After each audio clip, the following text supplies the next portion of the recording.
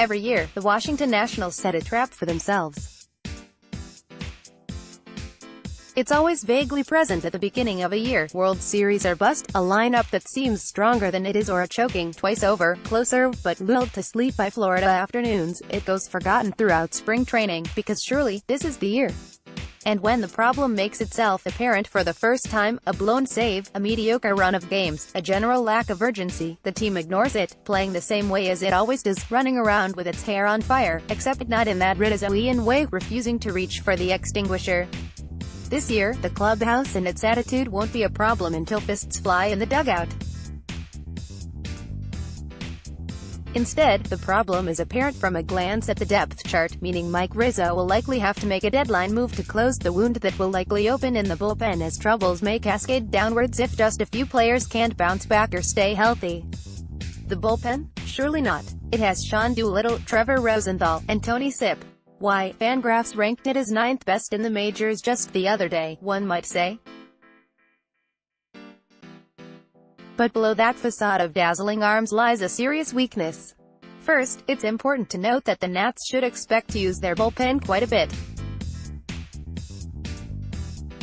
Jeremy Hellickson, who rarely made it past the 5th inning last season, and Anibal Sanchez, who only had 12 quality starts, 6.0 IP, 3 or fewer earned runs, in 25 games in 2018, will start back-to-back in the rotation, meaning relievers will likely see 2 straight days of heavy workloads at a minimum. Additionally, the NL East presents far more intimidating hitters than it did 2 years or even a year ago for the Nationals.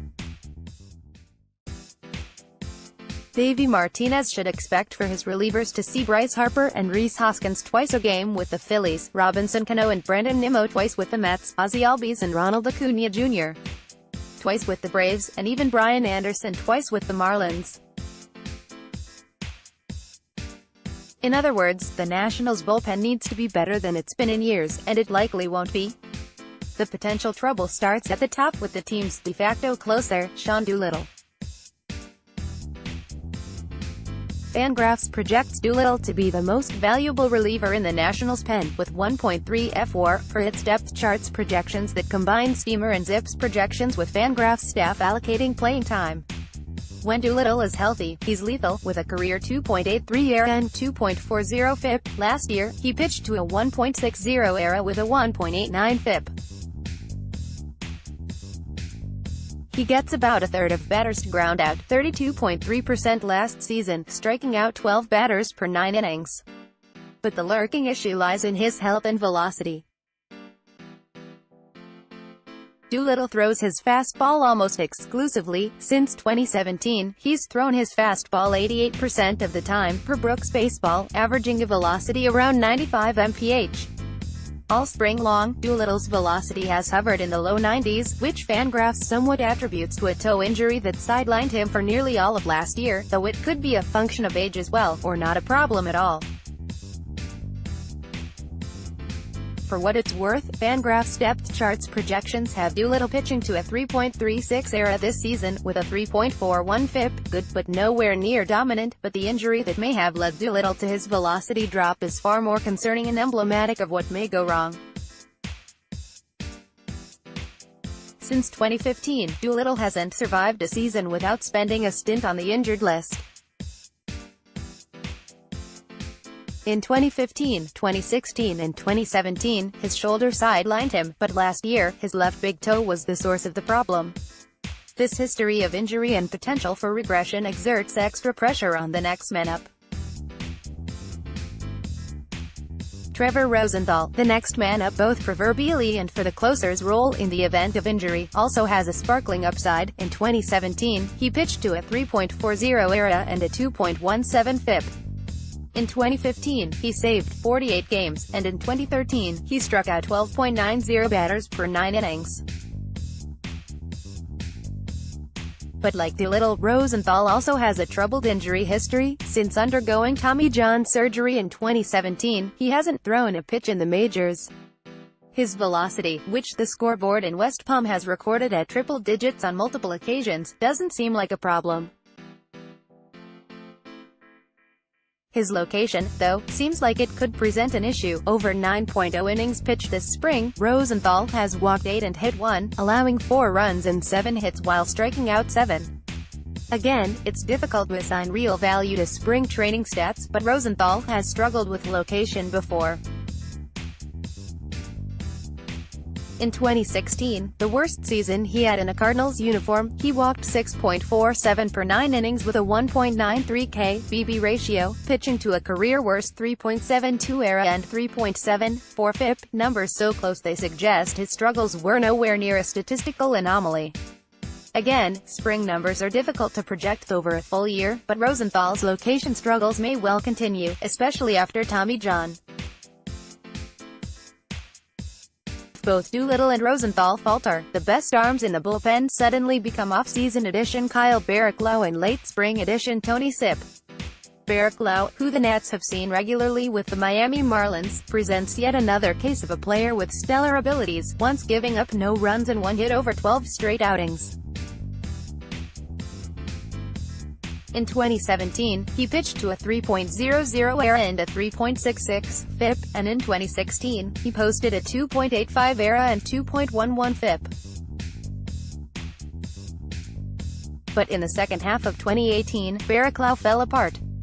His fastball lost velocity, his off-speed became more hittable, and his second-half FIP hit 9.24 as opponents clubbed him for a .361 average. For nearly every man he struck out, he walked another, with a 1.18 K/BB ratio. The Nats expect far more proportionally from Barraclough than they invested into him, as they picked him up for international cap space but expect him to anchor their 7th inning against righties. And in 9.2 innings this spring, he showed few signs of bouncing back, allowing 9 hits, including 3 homers, over 9.2 innings pitched with opponents hitting .257 off him. Fangraphs depth charts projections think he'll pitch to a 4.07 ERA and 4.14 FIP next year, which is to say he won't exactly dominate.